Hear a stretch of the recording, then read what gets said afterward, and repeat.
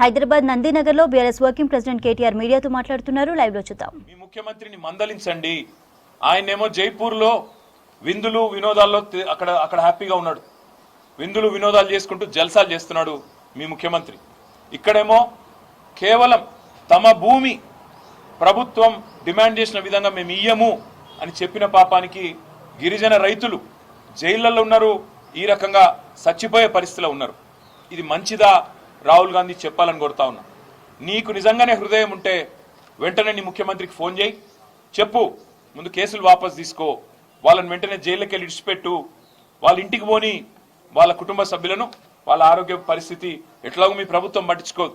అవసరమైతే మేం చూసుకుంటాం, ప్రైవేట్ ఆసుపత్రుల్లో పెట్టి వాళ్ళకి మంచి వైద్యం చేయించి వాళ్ళ ప్రాణాలు కాపాడుకునే ప్రయత్నం చేస్తాం. ఇది మంచిది కాదు.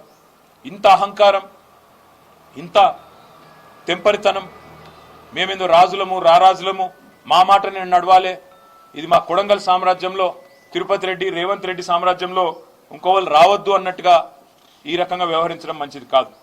లగచర్లలో మీరు నిజంగానే తప్పు చేయకపోతే ఫార్మా విలేజ్ అని చెప్పి ఎందుకు వాపసు పోయింది?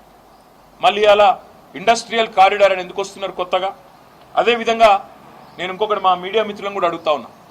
రాజ్యాంగంలోని ఆర్టికల్ 14, 19, 21 ఈ 3 ఆర్టికల్స్ ప్రకారం, రాజ్యాంగం ప్రకారం, భారత రాజ్యాంగం ప్రకారం ఒక అస్వస్థతగా ఇబ్బందుల్లో ఉన్న వ్యక్తికి బేడీలు వేయడం అంటే వారి హక్కులను హరించడమే.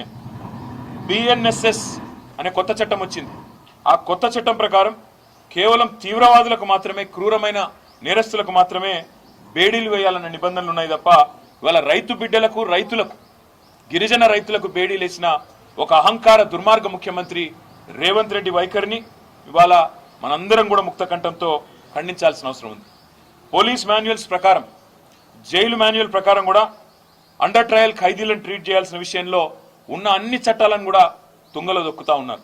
దీన్ని కూడా రాష్ట్ర ప్రధాన న్యాయమూర్తి గారు దయచేసి పరిగణలోకి తీసుకోవాలని వారికి నా విజ్ఞప్తి. అదేవిధంగా ఇవాళ వాళ్ళు చేసిన నేరం ఎల్లా ఒక్కటే.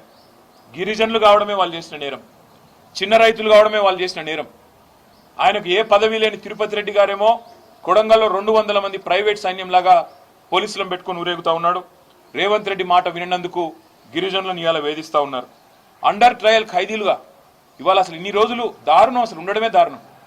వికారాబాద్ కొడంగల్ కోర్టు నుంచి హైదరాబాద్లోని నాంపల్లి కోర్టుకి పేపర్లు ట్రాన్స్ఫర్ చేయకుండా 20 రోజుల పాటు జాప్యం జరగడం వల్ల, ప్రొసీజరల్ డిలే వల్ల ఇవాళ మా నాయకుడు నరేందర్ రెడ్డితో పాటు ఇంతమంది 20 రోజుల పాటు ఉత్తపుణ్యానికి జైళ్లలో మగ్గుతా ఉన్నారు.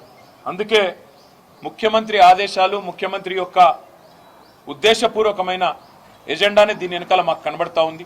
కేవలం నా మాట వినలేదు అని చెప్పి వాళ్ళని హింసించండి అన్నట్టుగా గుండెపోటు వచ్చినా కుటుంబ సభ్యులకు తెలియజెప్పకుండా మరి దుర్మార్గంగా ఇంకొక 2 పేర్లు, కావలి రవీందర్, గుండెమేని బసప్ప, వాళ్ళిద్దరు కూడా ఆరోగ్యం బాగాలేదు. వాళ్ళను కూడా వెంటనే విడుదల చేయాలి. అదే వారితో పాటు మిగతా వాళ్ళందరినీ కూడా వెంటనే విడుదల చేయాలని చెప్పి కూడా మేము డిమాండ్ చేస్తా ఉన్నాం. అదే